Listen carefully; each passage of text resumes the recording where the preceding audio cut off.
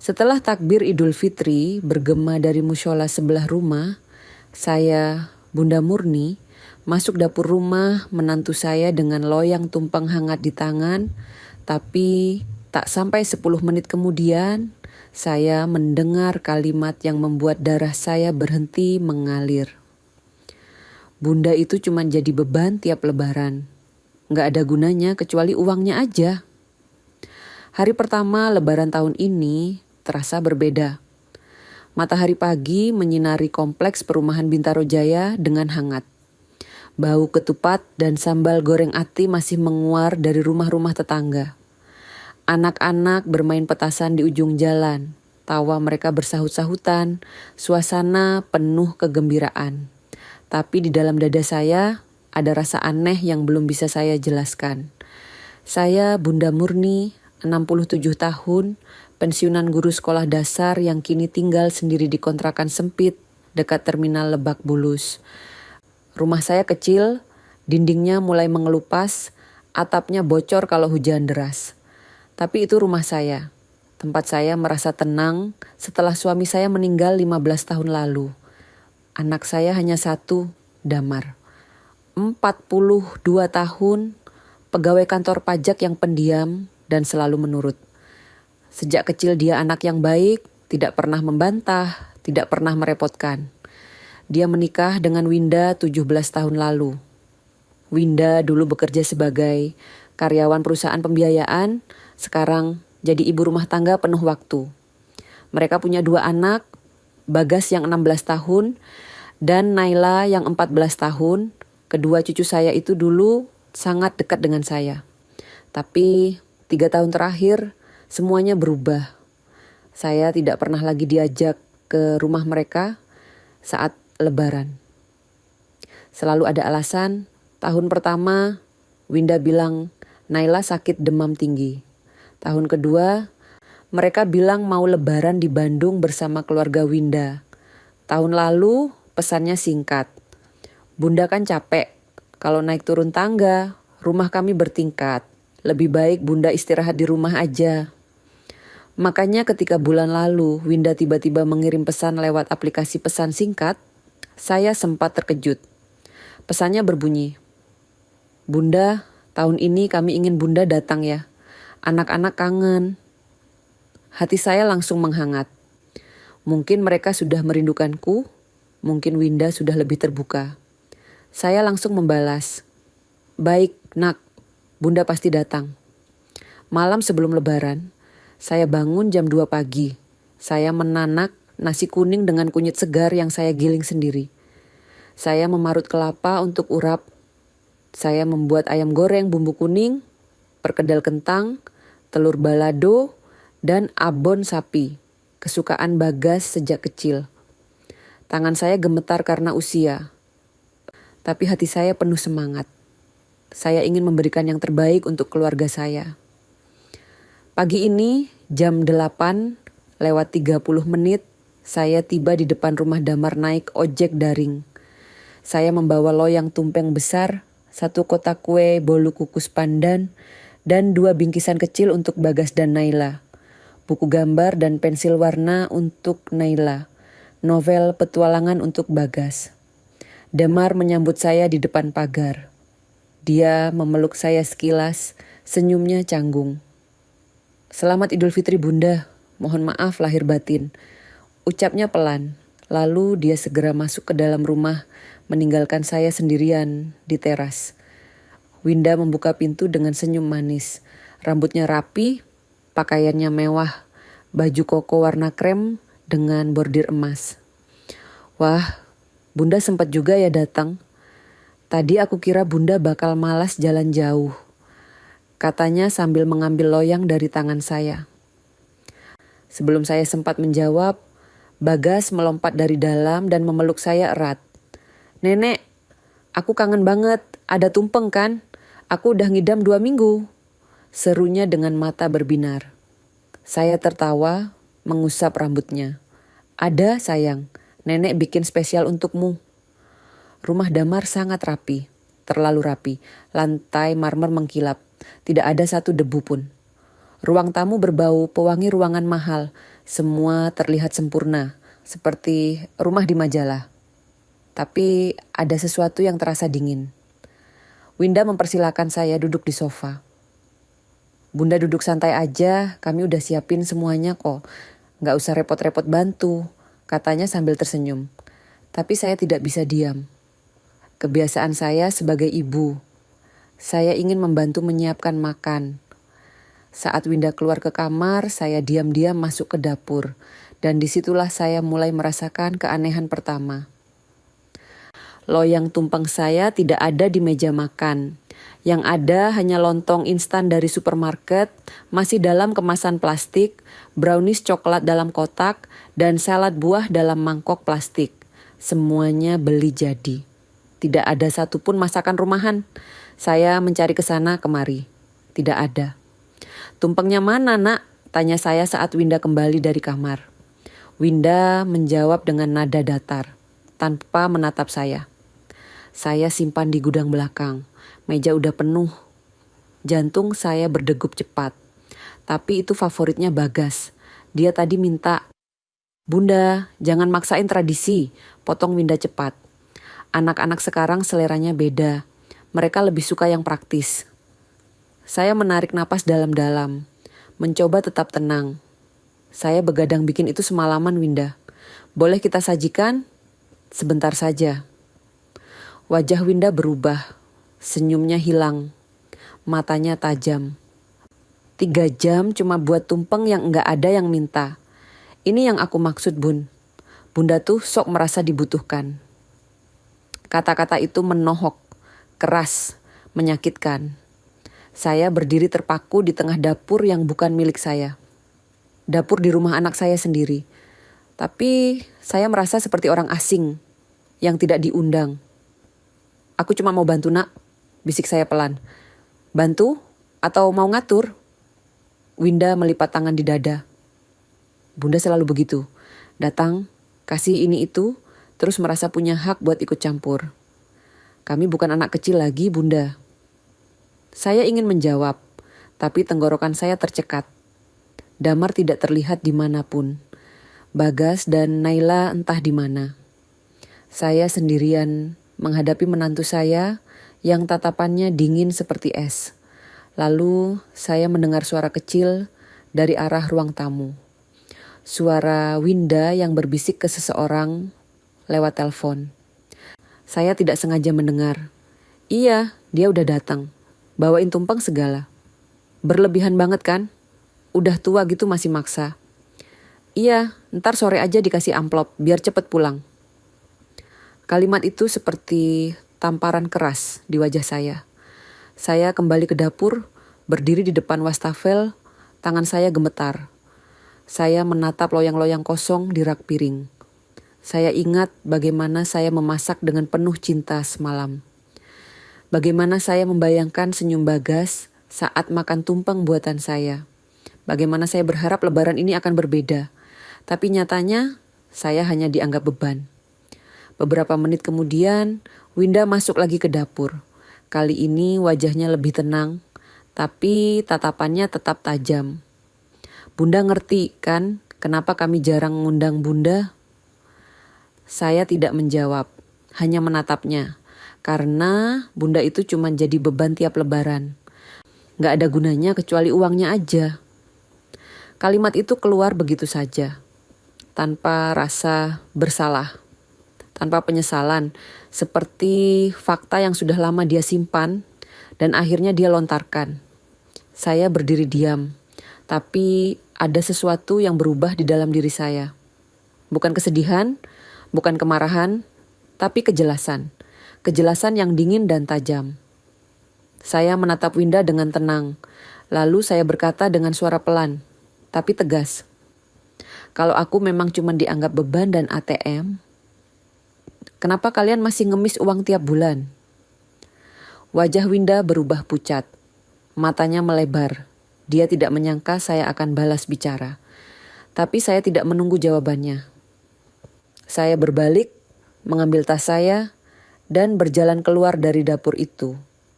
Keluar dari rumah yang seharusnya jadi tempat saya disambut dengan hangat. keluar dengan hati yang dingin, tapi dengan tekad yang baru saja menyala.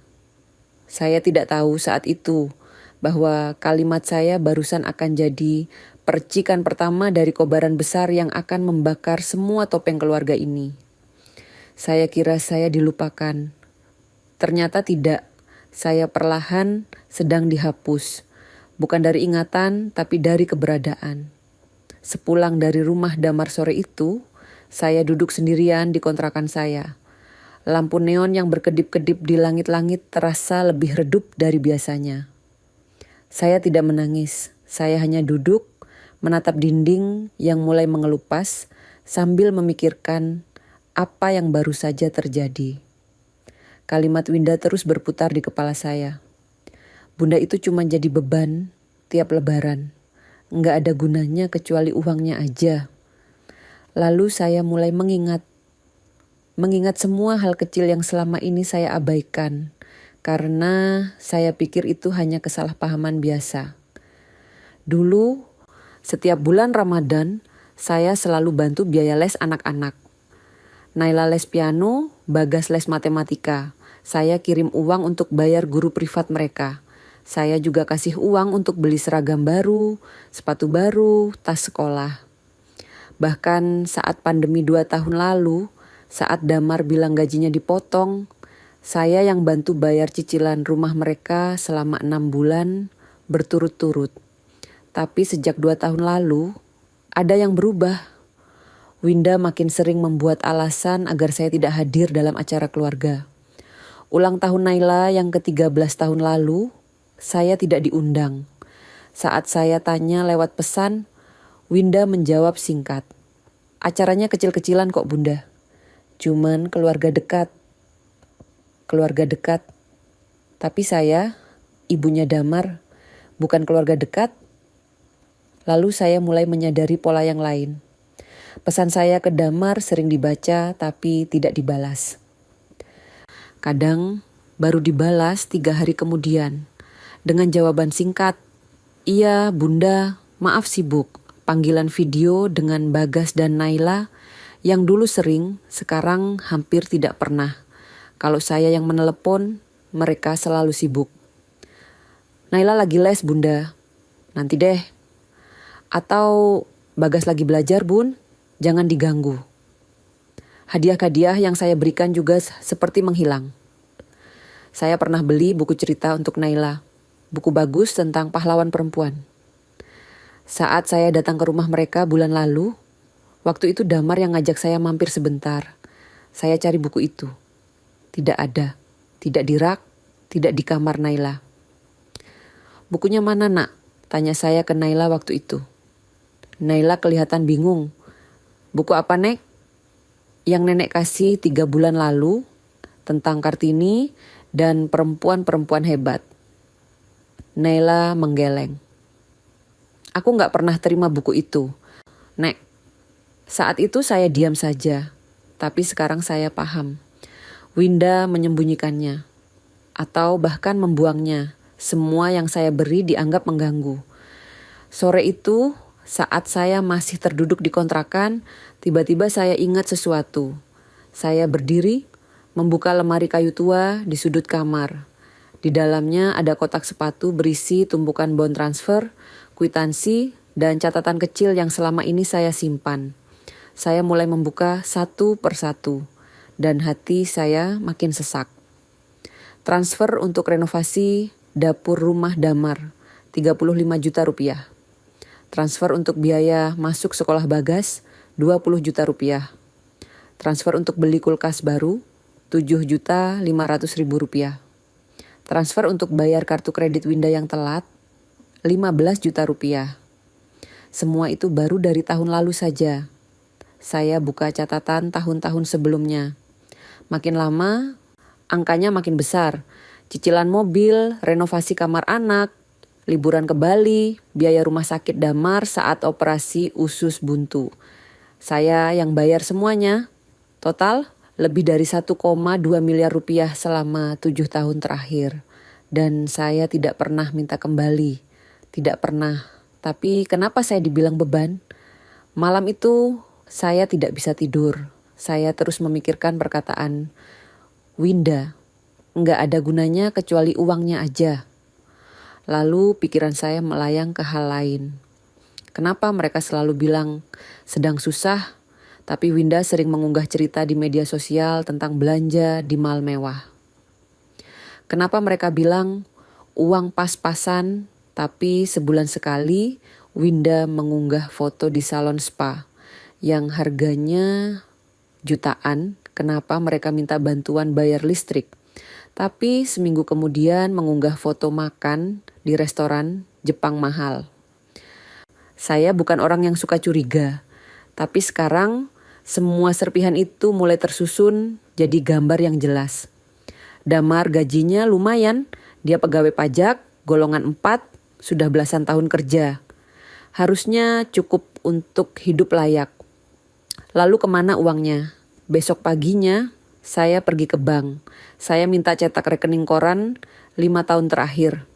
Petugas bank awalnya bingung kenapa saya perlu data selama itu, tapi saya bilang untuk keperluan pribadi. Saat kertas-kertas itu dicetak dan saya baca satu persatu, jantung saya berdebar keras. Ada banyak transfer ke rekening atas nama KM. Bukan Winda, bukan Damar. Jumlahnya tidak sedikit, 10 juta, 20 juta, 15 juta.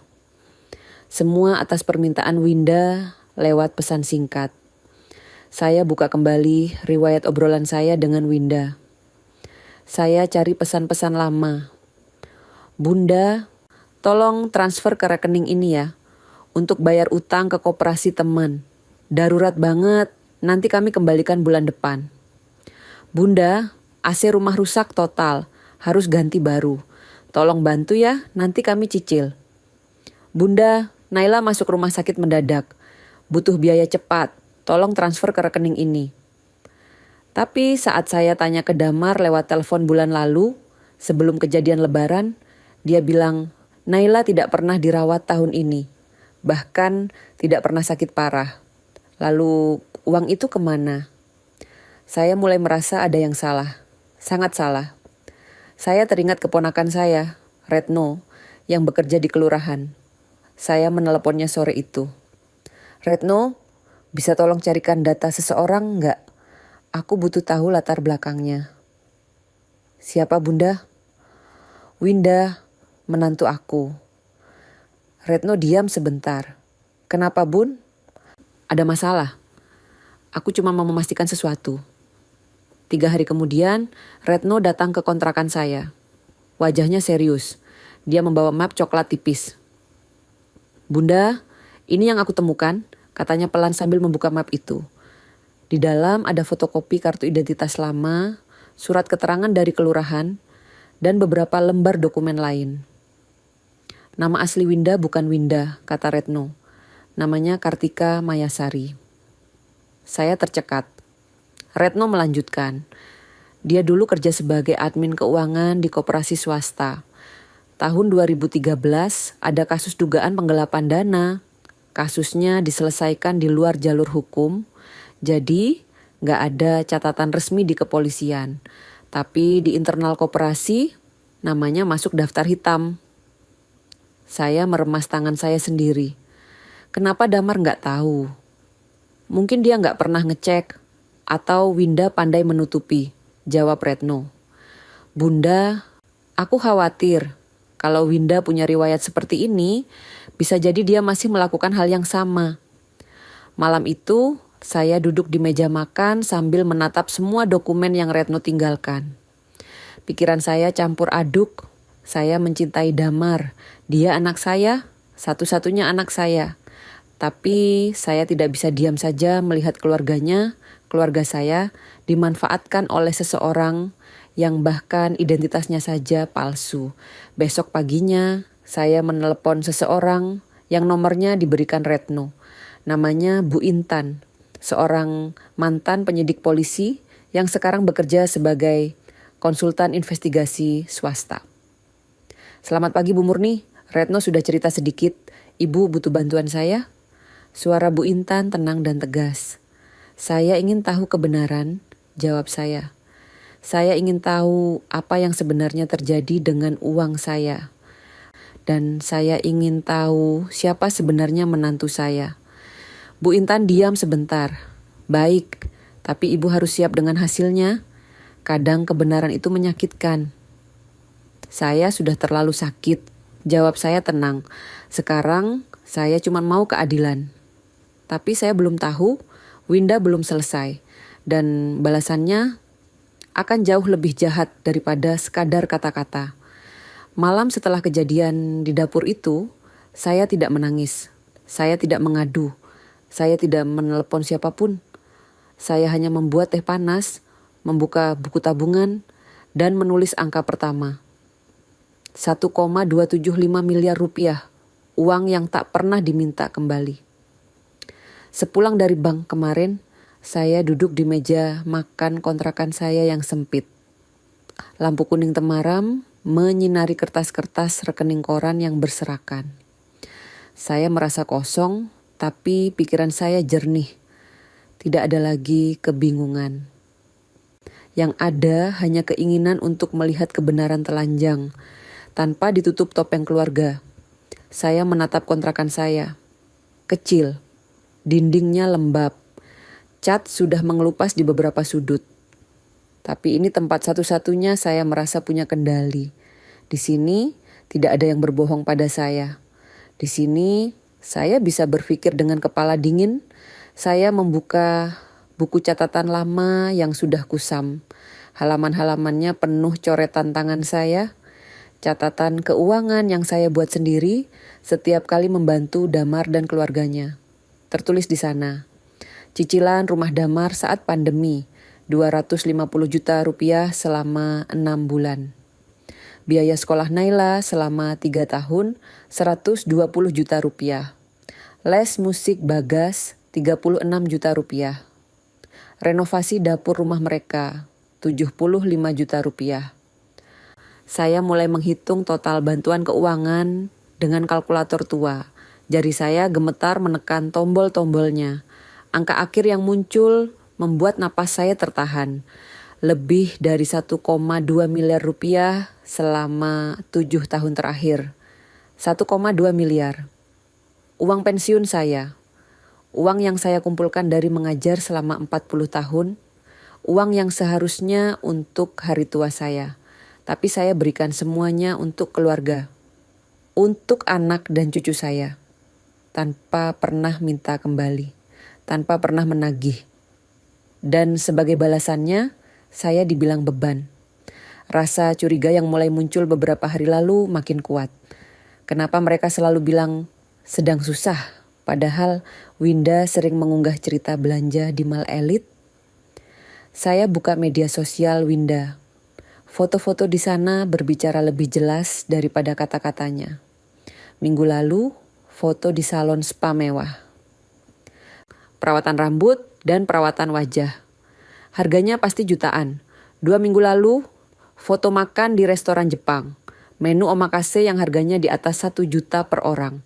Sebulan lalu, foto belanja baju di butik bermerek. Tas tangan baru. Sepatu impor. Tapi minggu yang sama, Winda mengirim pesan. Bunda, uang belanja kami habis lebih cepat bulan ini. Bisa bantu 5 juta? Dan bodohnya saya transfer. Damar gajinya sebagai pegawai pajak golongan 4 seharusnya lebih dari 15 juta rupiah per bulan.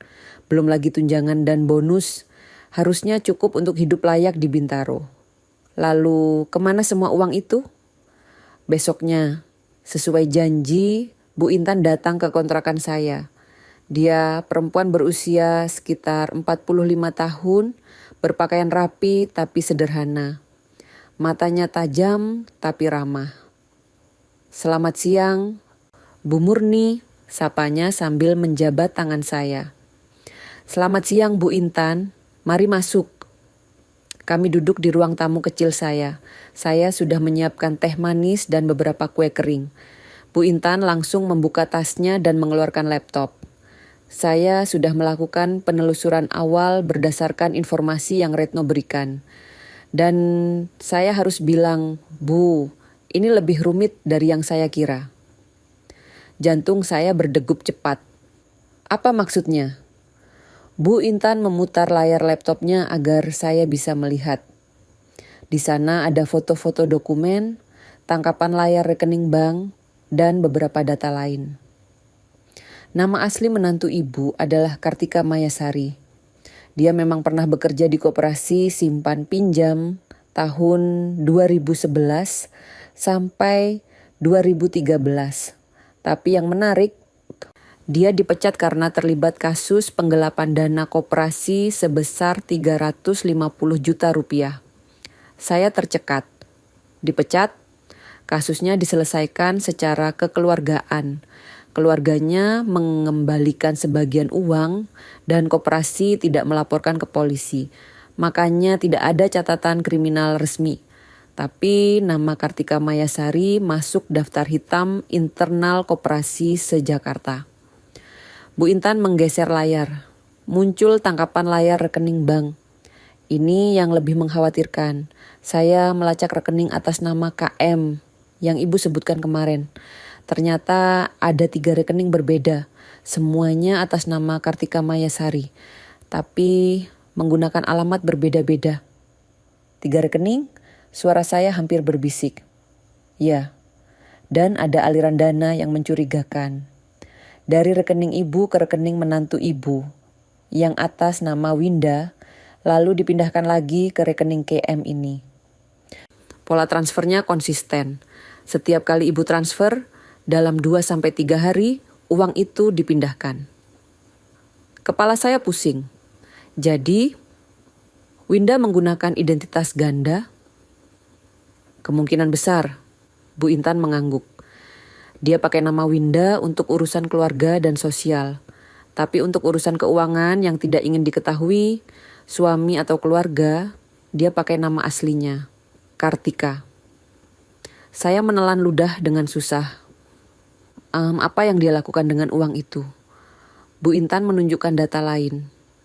Dari penelusuran awal, ada indikasi dia membeli properti. Sebuah apartemen di Jakarta Pusat, atas nama KM, ada juga mobil yang didaftarkan atas nama perusahaan fiktif. Perusahaan yang alamatnya sama dengan apartemen tadi. Dan masih ada dana tersisa di rekening-rekening tersembunyi. Saya merasa dunia berputar. Semua uang yang saya kira untuk bantu keluarga, untuk biaya sekolah cucu, untuk cicilan rumah damar, ternyata masuk ke kantong pribadi Winda. Dan Damar, anak saya sendiri, dia tidak tahu apa-apa. Apa yang harus saya lakukan? Tanya saya dengan suara parau. Bu Intan menatap saya serius. Ibu punya 2 pilihan. Pertama, ibu bisa diam, anggap ini pelajaran mahal, dan memutuskan hubungan dengan mereka. Kedua, ibu bisa melaporkan ini secara hukum. Tapi kalau pilih jalur hukum, ibu harus siap dengan konsekuensinya. Ini akan menghancurkan keluarga ibu. Saya diam lama. Pikiran saya melayang ke Bagas dan Naila. Cucu-cucu saya yang tidak bersalah. Mereka akan melihat ibu mereka ditangkap. Nama keluarga akan hancur. Tapi kemudian saya ingat kata-kata Winda. Bunda itu cuma jadi beban tiap lebaran. Gak ada gunanya kecuali uangnya aja. Saya mengangkat kepala. Menatap Bu Intan dengan tatapan yang sudah bulat. Saya pilih jalur hukum. Saya ingin keadilan. Bukan balas dendam, tapi keadilan. Bu Intan mengangguk perlahan. Baik, saya akan bantu ibu. Tapi kita harus kumpulkan bukti yang kuat dulu. Kalau tidak, kasus ini bisa mentah di tengah jalan. Selama 2 minggu berikutnya, hidup saya berubah total. Setiap hari saya bertemu Bu Intan dan timnya. Kami mengumpulkan bukti. Salinan rekening koran. Tangkapan layar pesan dari Winda yang meminta uang. Bukti transfer. Data properti. Data rekening ganda. Saya juga meminta salinan rekening bersama Damar dan Winda dari bank. Dengan izin Damar tanpa dia tahu tujuan sebenarnya. Saya bilang, saya butuh data untuk laporan pajak. Damar, yang selalu percaya pada saya, memberikannya tanpa curiga. Dari data itu, kami menemukan hal mengejutkan lainnya. Ada pinjaman ke bank atas nama Damar yang dia sendiri tidak tahu. Tanda tangannya dipalsukan. Winda yang mengurus semuanya. Ini bisa masuk ke ranah pemalsuan dokumen dan penipuan, kata Bu Intan sambil menunjukkan dokumen pinjaman. Kalau terbukti, ancaman hukumannya bisa sampai 10 tahun penjara. Saya menarik napas panjang. Sudah terlalu jauh, tidak ada jalan untuk mundur. Bu Intan lalu mengusulkan sesuatu. Ibu, untuk memperkuat bukti, kita butuh pengakuan langsung dari Winda. Saya punya rencana, tapi ibu harus berakting. Berakting? Ibu harus pura-pura memaafkan Winda. Ajak dia bertemu di tempat netral. Lalu tawarkan hadiah besar, sebut saja warisan lebih awal.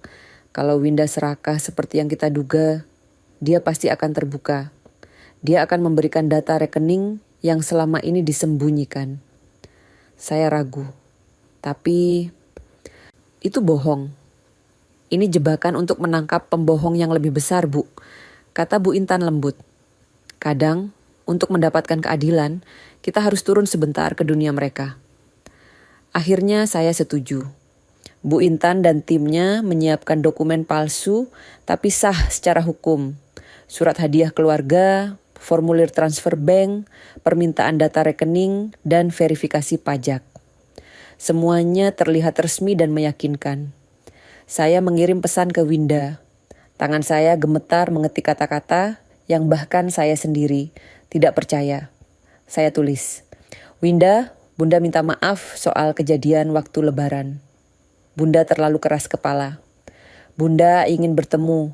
Ada yang mau Bunda bicarakan. Penting untuk masa depan anak-anak. Balasan Winda datang cepat. Baik Bunda, kapan dan di mana? Kami janjian di sebuah kafe halal di Cipete, sore hari Jumat. Tempat yang ramai tapi cukup privat untuk bicara. Saat hari itu tiba, saya datang dengan hati berdebar. Bu Intan dan timnya sudah bersiap di meja lain, menyamar sebagai pengunjung biasa. Mereka membawa alat perekam tersembunyi dan kamera kecil. Winda datang tepat waktu. Dia tersenyum manis tapi matanya tetap waspada. Bunda, apa kabar? Sudah lama kita gak ngobrol berdua. Saya membalas senyumnya, meski hati saya terasa dingin. Kabar baik, Nak. Bunda minta maaf ya. Soal waktu itu, Bunda memang terlalu ikut campur. Winda mengangguk, senyumnya melebar. Gak apa-apa Bunda, saya juga mungkin terlalu keras. Tapi Bunda tahu kan, mengurus rumah tangga itu gak gampang. Saya mengangguk perlahan. Makanya Bunda ingin bantu kalian lebih banyak lagi. Bunda sudah tua, Bunda ingin beri kalian hadiah. Warisan lebih awal, bisa dibilang. Mata Winda berbinar. Hadiah? 2 miliar rupiah untuk Bagas dan Naila. Tapi Bunda mau transfer langsung ke rekening pribadi. Biar lebih aman dan gak ribet pajaknya. Winda terdiam sebentar. Tapi saya bisa melihat roda berputar di kepalanya. Dia berpikir cepat. Bunda serius? Tanyanya hati-hati. Sangat serius? Jawab saya sambil mengeluarkan dokumen yang sudah disiapkan Bu Intan. Ini formulirnya. Bunda cuma butuh nomor rekening yang aman. Rekening yang tidak terdaftar di mana-mana. Biar gak kena pajak hadiah. Winda mengambil kertas itu, membacanya sekilas. Lalu dia tersenyum. Senyum yang saya kenali. Senyum serakah. Bunda, kebetulan saya punya rekening khusus untuk bisnis kecil-kecilan. Nomornya ini, katanya sambil menulis di kertas. Dia memberikan 3 nomor rekening. 1 atas nama teman lamanya. 1 atas nama pribadi yang tidak terdaftar dalam surat nikah. 1 lagi atas nama bisnis fiktif. Kenapa 3 nah? Tanya saya berpura-pura bingung. Biar aman Bunda, dibagi 3 jadi gak kelihatan banyak. Nanti saya yang urus semuanya. Saya mengangguk. Baik Nak, Bunda percaya sama kamu. Kami ngobrol sebentar lagi, lalu berpisah. Saat saya melangkah keluar dari kafe, Bu Intan menepuk pundak saya dan berkata, "Besok pagi jam 7, kami tangkap dia. Ibu ingin ikut menyaksikan." Pukul 7:03 pagi, saya duduk dalam mobil polisi di ujung jalan kompleks perumahan Bintaro. Suara azan subuh masih menggantung di udara. Kabut tipis membasahi kaca mobil. Jantung saya berdegup keras, tapi pikiran saya tenang. Saat itulah saya melihat Winda, rambut acak-acakan, mata bengkak, dan daster mahalnya kusut, dikeluarkan dari rumahnya oleh 2 polisi wanita. Di balik tubuhnya yang terborgol, saya melihat 2 cucu saya. Bagas dan Naila berdiri terpaku, menangis diam-diam. Semalam saya hampir tidak tidur.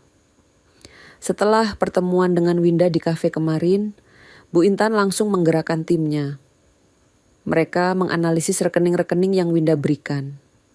Hasilnya mengejutkan. Semua rekening itu aktif dan berisi dana besar.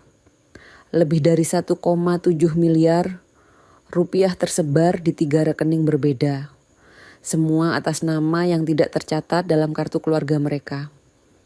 Bu Intan segera melaporkan temuan ini ke Unit Khusus Tindak Pidana Kriminal dan Keuangan Polda Metro Jaya. Dengan bukti yang lengkap, rekaman percakapan, data transfer, dokumen pemalsuan tanda tangan, polisi langsung mengeluarkan surat perintah penangkapan. "Ibu yakin mau ikut menyaksikan?" tanya Bu Intan tadi malam lewat telepon. Saya diam sebentar, lalu menjawab dengan tegas, "Ya, saya harus melihat sendiri. Ini keputusan saya harus bertanggung jawab." Maka pagi ini saya duduk di mobil ini, menyaksikan rumah yang dulu saya bantu bayar cicilan selama 6 bulan itu, kini jadi tempat kejadian perkara. Tim dari unit Krimsus datang tanpa sirin. Mereka sengaja memilih waktu subuh agar tidak menimbulkan kegaduhan besar. Tapi tetap saja beberapa warga yang hendak salat subuh di mushola melihat mobil-mobil polisi itu berhenti di depan rumah Damar. Saya melihat dari kejauhan. 3 polisi mengetuk pintu. Damar yang membuka. Wajahnya masih sembab. Baru bangun tidur, dia kaget melihat seragam polisi di depan pintu. "Ada apa, Pak?" tanya Damar bingung. "Kami mencari saudari Winda." "Ada urusan penting?" "Winda, tunggu sebentar." Damar masuk ke dalam. Beberapa menit kemudian, Winda keluar dengan wajah pucat. Dia tahu. Entah bagaimana, dia tahu. "Saudari Winda, kami dari unit Krimsus Polda Metro. Anda ditangkap atas dugaan tindak pidana penipuan dan penggelapan dana. Anda berhak didampingi pengacara." Winda berusaha tersenyum. "Pak, ada salah paham. Saya tidak. Semua bukti sudah kami kantongi. Silakan ikut kami." Salah satu polisi wanita memasang borgol di tangan Winda. Saat itulah Bagas dan Naila keluar dari dalam rumah. Mereka masih pakai baju tidur, mata mereka merah. "Ibu kenapa?" teriak Naila sambil berlari ke arah Winda. Damar menahan Naila. "Naila, jangan dulu." "Kenapa ibu di bawah?" Naila menjerit. "Ibu nggak salah, kan?" Winda berusaha tetap senyum walau air matanya mulai menetes. "Mama nggak apa-apa. Sayang, ini cuma salah paham. Mama akan pulang cepat." Tapi matanya menatap ke arah ujung jalan. Ke arah mobil tempat saya duduk. Seakan dia tahu saya ada di sana. Dan tatapan itu penuh kebencian. Warga kompleks mulai berdatangan. Bisik-bisik mulai terdengar. "Itu yang rumahnya sering pesta? Kok ditangkap?" "Katanya istrinya nipu bank." "Kasihan anak-anaknya." Saya tetap diam dalam mobil. Hati saya sesak melihat Bagas yang berusaha mengejar ibunya, tapi ditahan Damar. Melihat Naila yang memeluk kaki ayahnya sambil menangis. Mereka tidak bersalah, tapi mereka harus melihat ini. Setelah mobil polisi membawa Winda pergi, kompleks mulai sepi. Warga kembali ke rumah masing-masing, membawa cerita baru untuk digosipkan. Damar berdiri sendirian di teras, wajahnya pucat seperti mayat. Saya turun dari mobil. Bu Intan menemani saya berjalan mendekati rumah itu. Damar melihat saya. Wajahnya berubah, dari bingung menjadi marah. "Bunda, ini semua apa maksudnya?" Suaranya bergetar. Saya menarik napas dalam. "Kita perlu bicara, Damar." Kami masuk ke dalam rumah. Bagas dan Naila duduk di sofa, masih menangis. Saya ingin memeluk mereka, tapi saya tahu ini bukan waktunya. Di ruang makan, saya mengeluarkan semua bukti. Map tebal berisi cetakan rekening koran, tangkapan layar percakapan, dokumen properti, data rekening ganda, dan bukti pemalsuan tanda tangan. Damar membaca satu persatu. Tangannya gemetar. Wajahnya makin pucat. Ini tidak mungkin, gumamnya. "Winda tidak akan..." "Ini semua nyata, Damar," kata saya pelan. "Selama 7 tahun, Winda menggunakan uang Bunda untuk kepentingan pribadi. Dia punya apartemen di Jakarta Pusat yang kamu tidak tahu. Dia punya mobil atas nama perusahaan fiktif. Dia punya rekening dengan dana lebih dari 1,7 miliar rupiah. Damar menggeleng. "Tapi aku nggak tahu apa-apa." "Bunda tahu kamu tidak tahu," jawab saya. "Makanya Bunda lakukan ini. Bukan untuk menghancurkan keluarga kita, tapi untuk menyelamatkannya." Damar terdiam lama. Lalu dia menunjuk salah satu dokumen. Ini tanda tangan aku. Tapi aku nggak pernah tanda tangan ini." Bu Intan angkat bicara. "Tanda tangan itu dipalsukan. Kami sudah periksa. Istri Anda mengajukan pinjaman bank atas nama Anda tanpa sepengetahuan Anda. Itu termasuk pemalsuan dokumen." Damar menutup wajahnya dengan kedua tangan. Bahunya bergetar. Dia menangis. Untuk pertama kalinya sejak suaminya meninggal, saya melihat anak saya menangis. "Selama ini, aku nggak tahu apa-apa, Bunda," isaknya.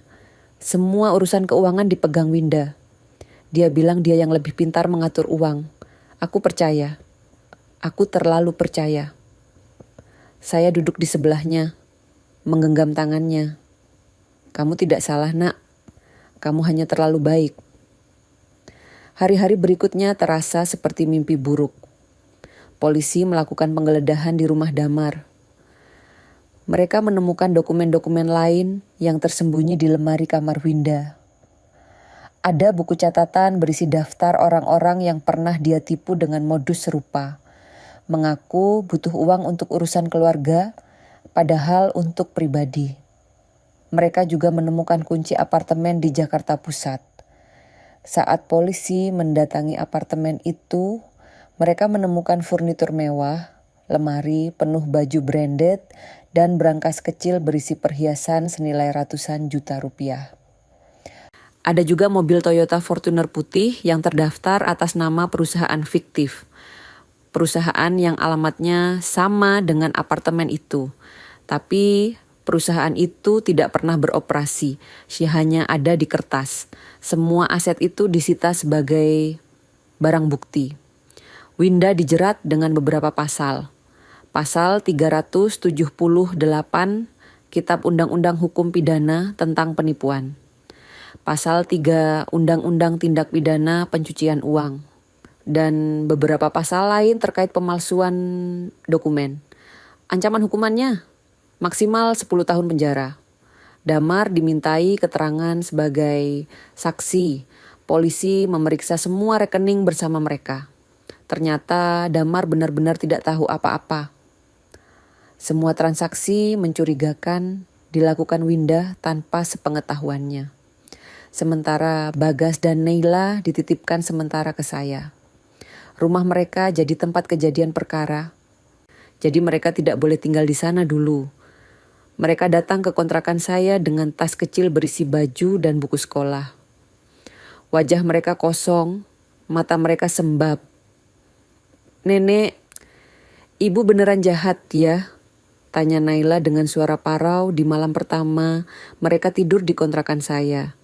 Saya duduk di tepi kasur, mengusap rambut Naila. "Ibu kalian pernah sayang, tapi dia salah jalan. Dan sekarang dia harus tanggung jawab atas pilihannya. Tapi kenapa harus nenek yang laporin? Tanya Bagas dengan nada dingin. Kenapa nenek nggak kasih kesempatan? Pertanyaan itu menohok. Saya diam sebentar, mencari kata-kata yang tepat.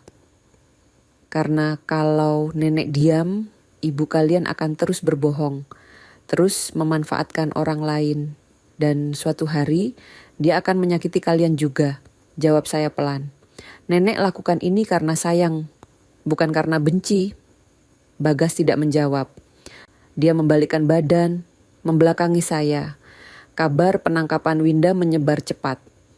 Di grup keluarga besar, di grup RT, bahkan di media berita lokal. Ada yang simpati pada saya. Ada yang menyalahkan saya.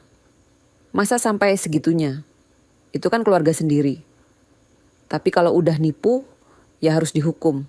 Biar kapok. Kasihan cucu-cucunya. Mereka yang kena getahnya. Sebuah video penangkapan Winda bocor ke media sosial. Entah siapa yang merekam. Video itu menyebar luas dalam hitungan jam. Ribuan komentar berdatangan. Ibu-ibu sosialita kena karma. Kejahatan yang sempurna akhirnya terbongkar. Kasihan anak-anaknya, punya ibu kayak gitu. Tante dari pihak Damar yang selama ini jarang kontak, tiba-tiba menelepon saya. Bunda Murni, saya baru tahu semua. Maaf ya, selama ini kami kira Bunda yang berlebihan. Ternyata Winda yang suaranya terputus. Gak apa-apa tante, ini memang rumit, jawab saya lelah. Damar dan anak-anak gimana? Mereka baik-baik saja, sedang proses menerima kenyataan. Damar mulai sering datang ke kontrakan saya. Dia membawa dokumen-dokumen, bertanya banyak hal tentang keuangan keluarga yang selama ini dia serahkan pada Winda. Dia mulai menyadari betapa banyak yang dia tidak tahu tentang hidupnya sendiri. Bunda, katanya suatu sore sambil memegang secangkir kopi. Aku yang selama ini tutup mata. Bukan karena gak percaya Bunda, tapi karena aku takut kehilangan kenyamanan. Aku takut menghadapi kenyataan bahwa hidup aku selama ini dibangun di atas kebohongan. Saya menggenggam tangannya. Sekarang kamu sudah tahu dan sekarang kamu bisa mulai membangun lagi dengan jujur. Sore itu, saat hujan mulai turun tipis, Damar mengetuk pintu kontrakan saya sambil membawa tas berisi baju ganti. Ia berkata lirih, Bunda, boleh aku nginep malam ini? Untuk pertama kalinya dalam belasan tahun, saya melihat anak saya datang, bukan untuk meminta uang, tapi untuk mencari kehangatan seorang ibu. Hari Jumat ba'da maghrib, Damar datang bersama Bagas dan Naila. Mereka membawa tumpeng, bukan beli, bukan kiriman catering, tapi dimasak sendiri di dapur rumah kontrakan mereka yang kini kecil, sempit, dan jujur. Aku belajar dari internet, kata Damar, tersenyum canggung. Saya terdiam. Rasanya seperti waktu memutar balik. Sudah 3 minggu sejak penangkapan Winda.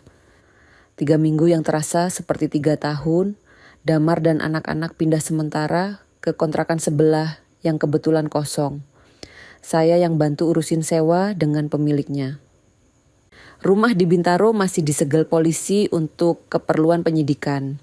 Hubungan saya dengan Damar mulai membaik. Walau tidak langsung mulus, masih ada jarak. Masih ada rasa canggung. Tapi kami mencoba. Setiap pagi kami sarapan bersama di kontrakan saya. Damar yang masak, kadang cuma nasi goreng sederhana, kadang telur ceplok dengan kecap. Tidak sempurna, tapi jujur. Tidak ada kebohongan di piring itu. Bunda, kata Damar suatu pagi sambil mengaduk tehnya. Selama ini aku merasa diatur sama Winda. Setiap keputusan harus lewat dia dulu. Bahkan buat beli baju sendiri, aku harus minta izin. Aku pikir itu wajar, karena dia yang mengatur uang rumah tangga. Saya mendengarkan sambil mengupas telur rebus. Tapi sekarang aku ngerti, lanjutnya. Dia gak ngatur, dia mengendalikan, biar aku nggak tahu apa-apa tentang keuangan keluarga sendiri. Biar aku nggak curiga. Dan tentang Bunda, tanya saya pelan. Apa yang Winda bilang tentang Bunda? Damar menghela napas panjang. Dia sering bilang Bunda suka ikut campur. Bunda terlalu mengatur. Bunda pengen menguasai hidup kami. Lama-lama aku percaya, makanya aku jarang kontak Bunda. Aku pikir itu demi kebaikan keluarga aku. Hati saya terasa tercubit mendengarnya. Tapi saya tidak marah. Saya paham sekarang. Winda memang pandai memanipulasi. Sekarang gimana? Tanya saya. Sekarang aku mau belajar jadi kepala keluarga beneran. Jawabnya tegas. Bukan yang cuma kerja dan kasih gaji. Tapi yang tahu apa yang terjadi di rumahnya sendiri. Perubahan Damar nyata. Dia mulai masak sendiri, walau masih sering gosong. Dia mencuci sendiri, walau kadang bajunya masih berbau sabun karena lupa dibilas bersih. Dia mengurus anak-anak sendiri, bangunin untuk sekolah, siapkan bekal, antar jemput. Yang paling penting, dia tidak lagi minta bantuan uang pada saya. Bahkan saat saya tawarkan, dia menolak. Bunda udah cukup banyak bantu. Sekarang giliranku yang bertanggung jawab. Katanya dengan senyum tipis. Sementara itu, perkembangan kasus Winda terus berjalan. Sidang pertama diadakan 2 minggu setelah penangkapan. Saya datang sebagai saksi. Duduk di ruang sidang yang dingin itu, saya melihat Winda masuk dengan pakaian tahanan dan borgol di tangan. Mata kami bertemu sebentar. Tatapannya tajam, penuh kebencian. Tapi saya tidak mengalihkan pandangan. Saya menatapnya dengan tenang. Jaksa membacakan dakwaan.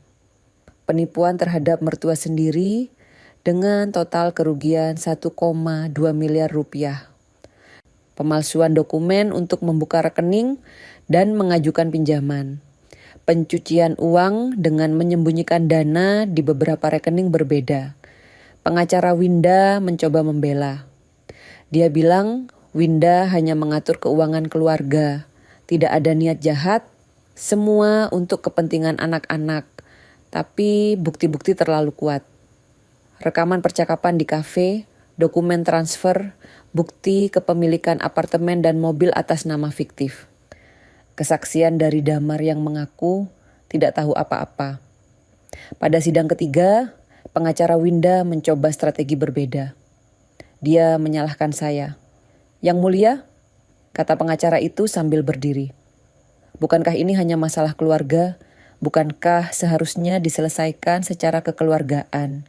Ibu Murni dengan sengaja menjebak klien saya dengan iming-iming uang 2 miliar. Bukankah itu juga termasuk tindakan tidak etis? Jaksa langsung bantah. Yang mulia, terdakwa sudah terbukti melakukan tindak pidana selama bertahun-tahun. Jebakan yang dilakukan saksi adalah bagian dari pengumpulan bukti yang sah dengan pendampingan pihak berwenang. Ini bukan masalah keluarga biasa, tapi kejahatan terencana. Hakim mengangguk. Keberatan pengacara terdakwa ditolak. Lanjutkan. Setelah sidang itu, Winda dibawa kembali ke tahanan. Tapi sebelum keluar dari ruang sidang, dia berteriak pada saya. Bunda puas sekarang? Bunda hancurin hidup aku, hancurin keluarga ini. Saya berdiri, menatapnya dengan tenang. Bukan Bunda yang menghancurkan, kamu yang menghancurkan dirimu sendiri dengan kebohonganmu. Winda tertawa pahit. Bunda pikir Bunda menyelamatkan keluarga ini? Tunggu aja, Damar dan anak-anak akan membenci Bunda selamanya. Kata-kata itu menggantung di udara saat petugas membawa Winda keluar. Di rumah, saya mencoba tidak memikirkan kata-kata Winda. Tapi kadang, di malam hari, saat semuanya sunyi, pikiran itu datang. Apa benar Bagas dan Naila akan membenci saya selamanya? Tapi kemudian Naila datang ke kamar saya, membawa buku gambar. Nenek, aku gambar ini buat nenek, katanya sambil menunjukkan gambar sederhana. Gambar seorang nenek dan dua anak kecil sedang makan bersama di meja kecil. "Bagus, sayang," kata saya sambil memeluknya. "Nenek," bisik Naila. "Aku gak benci nenek, aku cuma sedih." "Nenek tahu nak, nenek juga sedih. Tapi aku mulai ngerti sekarang," lanjut Naila. "Ibu memang salah dan nenek cuma mau yang terbaik buat kami." Air mata saya jatuh. Saya peluk Naila erat-erat. Bagas lebih sulit dibuka. Dia lebih banyak diam, lebih tertutup. Tapi perlahan dia mulai membantu di dapur kontrakan saya. Dia cuci piring setelah makan. Dia angkat jemuran kalau saya lupa. Dia tidak banyak bicara, tapi tindakannya berbicara lebih keras. Suatu sore, Bagas duduk di teras kontrakan sambil main ponsel. Saya duduk di sebelahnya. "Bagas, kamu marah sama nenek?" tanya saya pelan. Bagas diam sebentar, lalu menjawab tanpa mengangkat kepala. "Gak marah, Nek. Cuma bingung." "Bingung kenapa?" "Kenapa orang yang kita sayang bisa bohong sama kita?" Saya mengerti perasaan itu. Perasaan dihianati oleh orang terdekat. Karena mereka punya pilihan, Nak. Dan kadang mereka memilih jalan yang salah. "Tapi ibu sayang sama kita kan?" Suara Bagas serak. "Tentu saja ibu kalian sayang. Tapi sayangnya itu tidak cukup untuk menutupi kesalahannya." Bagas mengangguk perlahan. Dia tidak bicara lagi, tapi dia geser sedikit lebih dekat pada saya. Itu cukup. Sidang akhir diadakan sebulan kemudian. Ruang sidang penuh dengan wartawan dan warga yang penasaran. Kasus ini sudah cukup terkenal di media lokal. Hakim membacakan putusan. Mengadili, menyatakan terdakwa Winda alias Kartika Mayasari terbukti secara sah dan meyakinkan bersalah melakukan tindak pidana penipuan dan pencucian uang. Menghukum terdakwa dengan pidana penjara selama 7 tahun tanpa remisi. Memerintahkan agar barang bukti berupa apartemen, kendaraan, dan dana di rekening disita untuk negara dan sebagian dikembalikan kepada korban. 7 tahun, Winda akan masuk penjara selama 7 tahun. Damar yang duduk di samping saya menundukkan kepala. Bahunya bergetar. Dia menangis diam-diam. Saya genggam tangannya. "Sudah selesai, Nak. Sekarang kita bisa mulai lagi."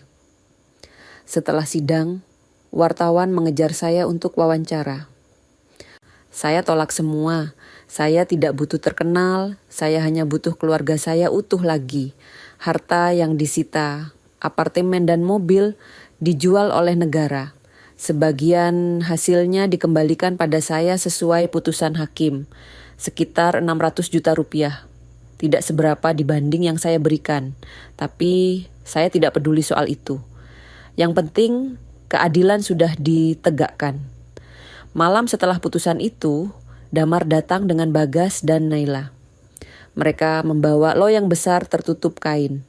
"Bunda," kata Damar dengan senyum canggung, "kami bikin sesuatu." Dia buka kain itu. Di dalamnya ada tumpeng, nasi kuning, ayam goreng, perkedel, telur balado, abon sapi, dan urap sayur. Tidak sempurna. Nasi kuningnya agak pucat, perkedel bentuknya tidak rapi, tapi itu tumpeng yang dibuat dengan tangan mereka sendiri. "Aku belajar dari internet," kata Damar. "Dan Bagas sama Naila bantu. Kami pengen minta maaf, Bunda. Dan pengen bilang terima kasih."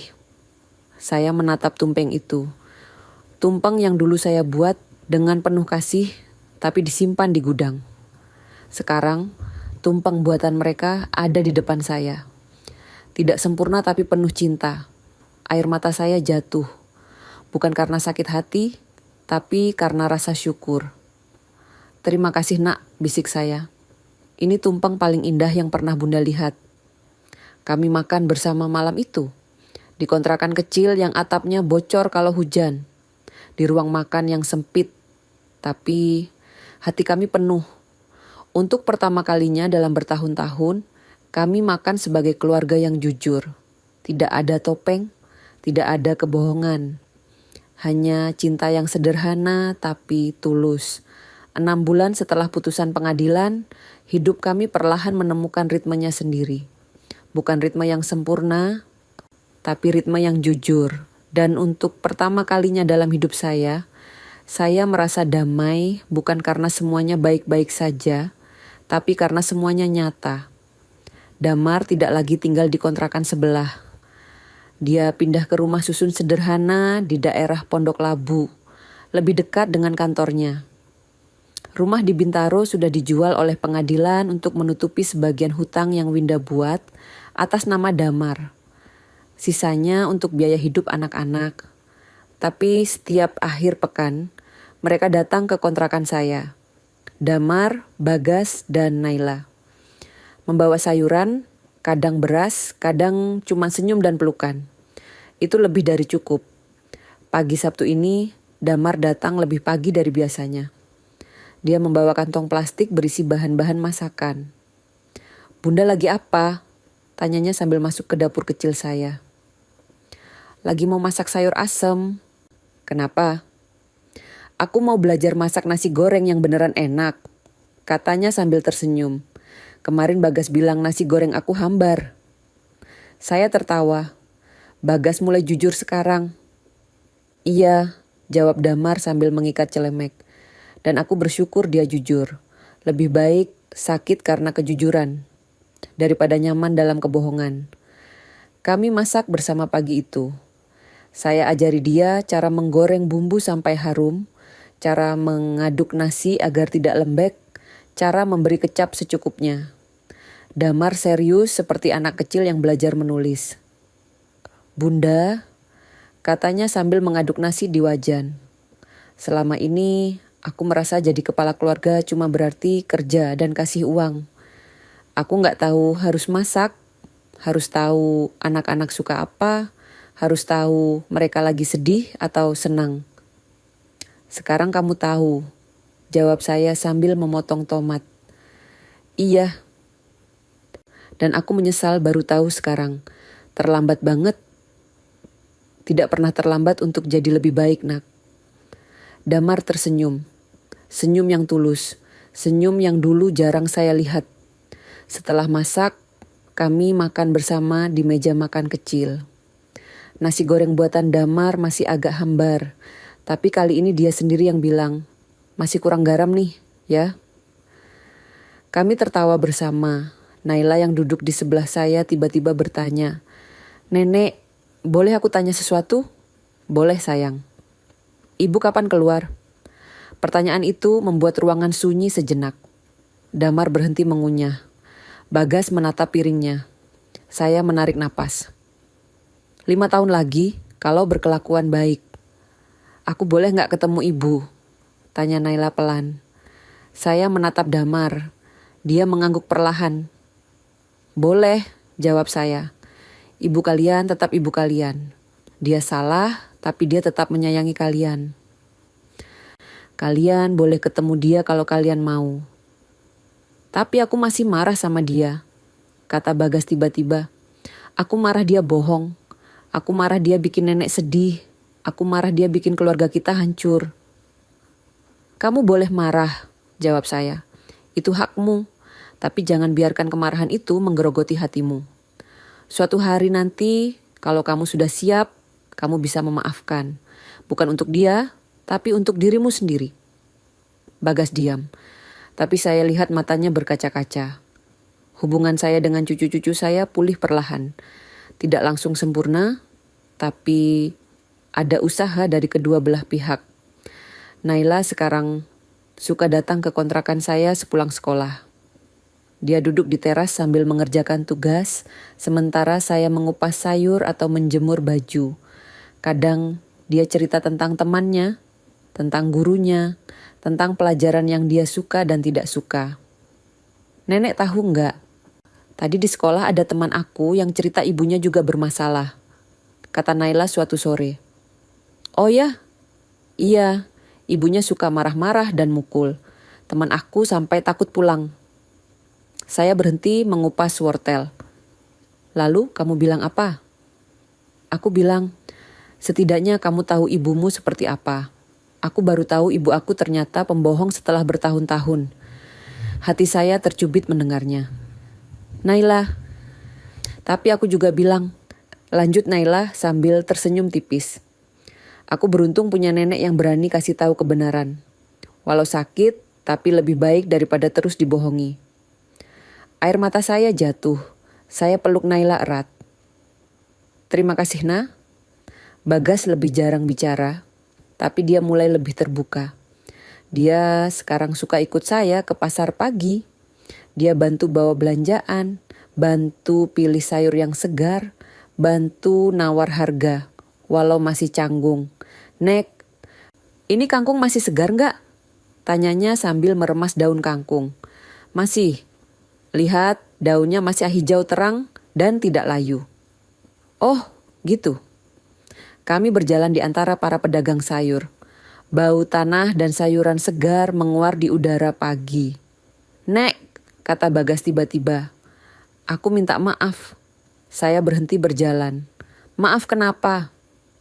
Dulu aku pernah bilang nenek lebay karena bawain tumpeng. Aku juga pernah ngeluh kenapa nenek sering kasih hadiah yang kuno. Sekarang aku ngerti, itu semua karena nenek sayang. Kamu tidak salah, Nak. Kamu hanya belum tahu. Tapi sekarang aku tahu, dan aku janji aku gak akan lupa lagi. Bagas memeluk saya di tengah pasar itu. Orang-orang berlalu lalang, tapi kami berdiri di sana, memeluk erat. 3 bulan kemudian, Damar datang dengan kabar. Dia dapat promosi di kantor, golongan naik, gaji naik. Tapi yang paling penting, dia sekarang punya jabatan yang membuatnya lebih dihargai. Bunda, aku dapat promosi, katanya sambil memeluk saya. Alhamdulillah, Nak. Bunda bangga sama kamu. Dan aku mau bilang sesuatu. Lanjut Damar sambil duduk di sebelah saya. Aku gak akan lupa apa yang Bunda lakukan. Bunda menyelamatkan aku dan anak-anak dari kehancuran yang lebih besar. Kalau Bunda diam waktu itu, mungkin Winda akan terus berbohong. Sampai suatu hari, semua hancur lebih parah. Kamu tidak perlu berterima kasih, Damar. Itu tugasku sebagai ibu. Tapi aku tetap berterima kasih, katanya sambil menggenggam tangan saya. Dan aku janji, mulai sekarang aku akan lebih bertanggung jawab. Aku akan jadi ayah yang lebih baik. Aku gak akan menutup mata lagi. Saya tersenyum. Itu yang Bunda mau dengar. Beberapa minggu setelah itu, Damar datang dengan rencana. Dia mau ajak Bagas dan Naila berkunjung ke penjara, ketemu Winda. Dia tanya pendapat saya. Bunda pikir gimana? Saya diam sebentar berpikir. Kalau mereka sudah siap, boleh. Tapi jangan paksa mereka kalau mereka belum mau. Akhirnya mereka pergi. Saya tidak ikut. Itu urusan mereka sebagai keluarga inti. Saya cuma bisa berdoa dari rumah. Saat mereka pulang sore itu, wajah mereka campur aduk. Sedih, lega, bingung. Gimana? Tanya saya pelan. Ibu minta maaf, jawab Naila dengan suara parau. Dia nangis terus. Dia bilang dia menyesal. Dia juga minta maaf sama Bunda, tambah Damar. Dia titip salam dan dia bilang dia paham kenapa Bunda lakukan itu semua. Saya mengangguk perlahan. Semoga dia benar-benar berubah di sana. Tapi Nek, kata Bagas, aku belum bisa maafin dia. Belum sekarang. Tidak apa-apa, Nak. Memaafkan itu proses. Tidak bisa dipaksakan. Hari-hari terus berjalan. Kehidupan kami tidak kembali seperti dulu. Tapi kami membangun yang baru. Yang lebih kuat. Yang lebih jujur. Damar kini sering mengajak saya jalan-jalan. Kadang cuma ke taman dekat rumah, kadang ke mall untuk makan bersama. Dia yang bayar, walau saya selalu protes. Bunda, ini uang aku sendiri, gaji aku. Bunda gak perlu bayar lagi. Tapi Bunda sudah cukup banyak bayar untuk hidup kami. Sekarang giliranku yang rawat Bunda. Cucu-cucu saya sekarang sering datang. Bahkan membawa teman-teman mereka. kontrakan kecil saya jadi ramai. Suara tawa anak-anak mengisi sudut-sudut yang dulu sunyi. "Ini nenek aku," kata Naila sambil memperkenalkan saya pada teman-temannya. "Nenek paling hebat di dunia." Saya tersenyum mendengarnya, bukan karena pujian, tapi karena saya tahu sekarang mereka tidak malu mengakui saya sebagai keluarga mereka. Saya tetap tinggal di kontrakan kecil ini. Damar pernah tawarkan saya pindah ke rumah susunnya, tapi saya menolak. "Bunda nyaman di sini nih, nak. Ini rumah Bunda. Sederhana, tapi damai." Dan memang benar, saya merasa lebih damai di tempat sederhana dengan cinta yang jujur daripada di rumah besar dengan senyum palsu. Suatu malam, saya membuka lemari kayu tua di sudut kamar. Di dalamnya ada bingkisan kecil yang dulu saya siapkan untuk ulang tahun Naila, tapi tidak sempat diberikan. Bingkisan yang waktu itu hilang entah kemana. Saya buka perlahan. Di dalamnya ada buku dongeng tentang perempuan-perempuan hebat dan kalung kecil dengan liontin bentuk hati. Saya tersenyum. Besok saya akan berikan ini pada Naila. Sudah waktunya. Di balik kotak itu, saya tempelkan secarik kertas. Saya tulis dengan tangan gemetar. "Untuk cucuku, ketika kamu akhirnya menemukan jalanmu sendiri." Dari nenek yang tak pernah berhenti percaya. Saya menutup kotak itu kembali, meletakkannya di atas meja. Lalu saya duduk di tepi ranjang, menatap jendela kecil yang menunjukkan langit malam. Bintang-bintang bersinar di sana. Tidak banyak karena polusi kota, tapi cukup untuk mengingatkan saya bahwa di tengah kegelapan selalu ada cahaya. Saya tidak membenci Windah, saya hanya belajar bahwa cinta tidak boleh dibayar dengan penghinaan, bahwa kebaikan tidak boleh dimanfaatkan, bahwa keluarga yang sehat dibangun di atas kejujuran, bukan kepalsuan. Saya tidak ingin balas dendam dengan amarah. Saya ingin keadilan dengan kepala dingin. Dan saya mendapatkannya. Yang terpenting, saya mendapatkan kembali keluarga saya. Bukan yang sempurna, bukan yang kaya, tapi yang jujur, yang utuh dalam cinta yang tulus. Dan itu lebih berharga dari 1,2 miliar rupiah yang pernah saya berikan. Jauh lebih berharga.